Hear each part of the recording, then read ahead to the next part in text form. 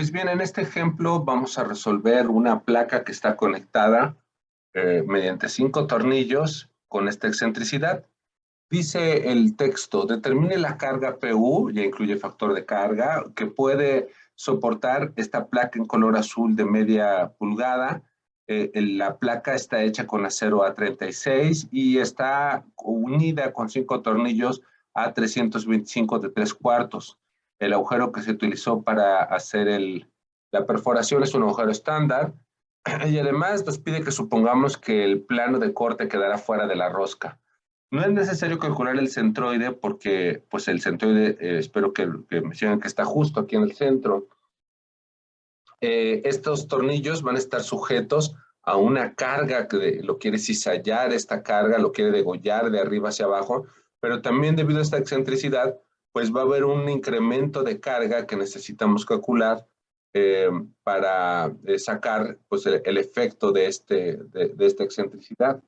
Este efecto se calcula obteniendo para cada uno de estos vectores, pues como hipotenusa, este hipotenusa que se ve acá, y si lo están conmigo, pues se trata exclusivamente de identificar cuestiones geométricas de la placa. Esto lo pueden consultar en algún libro en donde se obtiene esta ecuación que está acá. Como este es un curso, como este es un video que pretende ser muy práctico, pues no quisiera distraerme sacando aquí la demostración geométrica, pero espero que vean que si estoy queriendo sacar cuál es esta distancia R, que es como una hipotenusa, pues tengo que darle las coordenadas de los catetos a partir de las distancias X y Y. Así es como se obtiene esta ecuación, y para el caso que estamos resolviendo en el eje de las X, si acordamos que este es el origen, para el eje de las X todas las distancias son 0, por eso aquí puse este 0, y para el eje de las Y, pues hay una distancia aquí en Y que son 7.5 centímetros, y ese caso se repite 2 veces, por eso acá dice por 2, y además hay un segundo sumando, que son estas distancias de 15 centímetros, y también se repite 2 veces, por eso acá dice un 2. Hice la operación y ojalá de esta magnitud. Y ahora hay que sacar los efectos sobre las placas.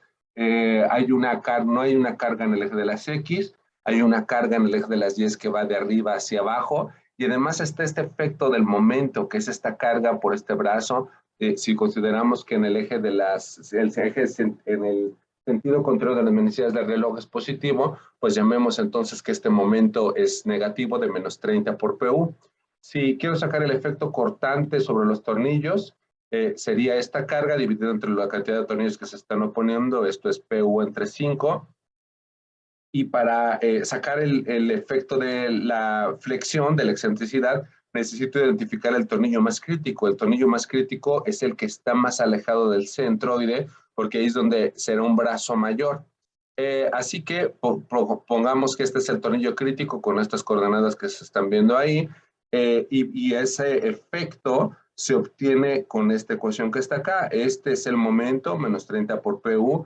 Esta distancia en Y es la coordenada, que en este caso para este tornillo crítico serían 15 centímetros, va dividido entre la sumatoria de esta magnitud que calculamos en la diapositiva anterior.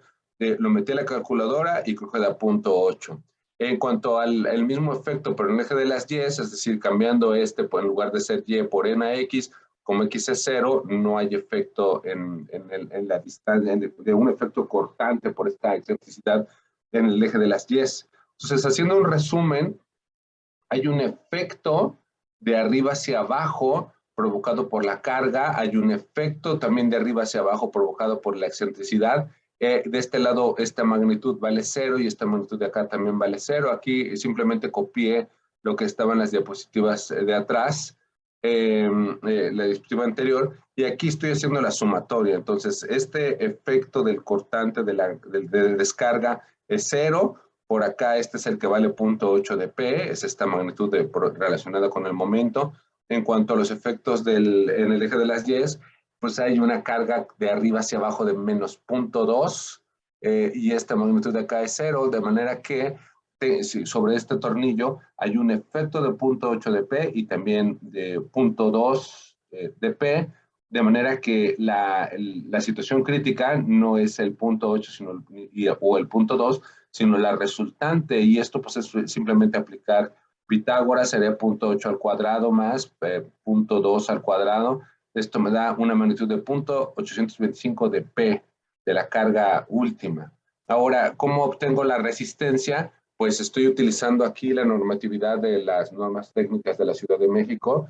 Esto se llama Norma Técnica Complementaria para el Diseño y Construcción de Estructuras de Acero. Estoy utilizando la versión 2020. Cuando haya versiones futuras, pues tienen que ir a una ecuación equivalente.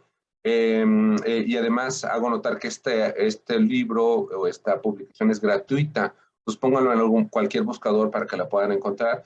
Y la ecuación que hay que aplicar es esta. Es 0.75 de factor de resistencia por el esfuerzo del tornillo. En este caso nos dijeron que era un tornillo A325, entonces tengo que venir a esta tabla, también incluida en la norma técnica. Aquí está la referencia para que la puedan consultar con calma después. Aquí está la A325, lo que tenemos es una conexión por cortante, y además cuando el plano de corte está incluido en la rosca, este es el esfuerzo, y cuando no está incluido en la rosca, este es el esfuerzo. De aquí rescaté este número por ponerlo acá, y hay que calcular el área del tornillo. Sería pi por el diámetro al cuadrado entre 4, este es el diámetro de un tornillo de 3/4, lo metí a la calculadora y esto es lo que resiste uno solo de los tornillos. Además, existe la posibilidad de que esta pieza o esta conexión se aplaste en la zona de ese tornillo, y esa revisión se realiza con estas ecuaciones de acá. Aquí está nuevamente la referencia a la norma técnica para que lo consulten con más detalle. Son dos inecuaciones. Del lado izquierdo está relacionada con la placa. Entonces, este es LC, es la longitud de la conexión. Si ustedes me siguieron bien, la placa, la carga está aplicada en un ángulo. Entonces, podríamos calcular esa distancia a ese ángulo, considerando el punto 2 y el punto 8.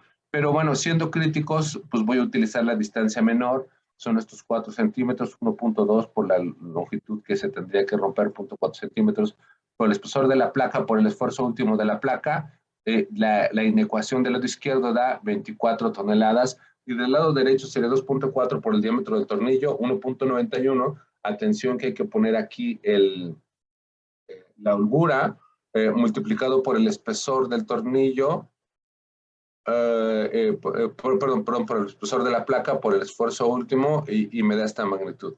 De cualquier manera, estas dos no rigen, sino que lo que rige es la capacidad del tornillo, es decir, que el tornillo se va a degollar, y esto lo vamos a ocupar para hacer esta igualación, de manera que los 10.272 kilogramos que resiste el tornillo tiene que ser más grande que 0.825 de PU. De aquí sí el despeje, de manera que para que esta conexión se quede en su posición, esta carga tiene que ser menor a 12.4 toneladas. Espero que este video sea de utilidad.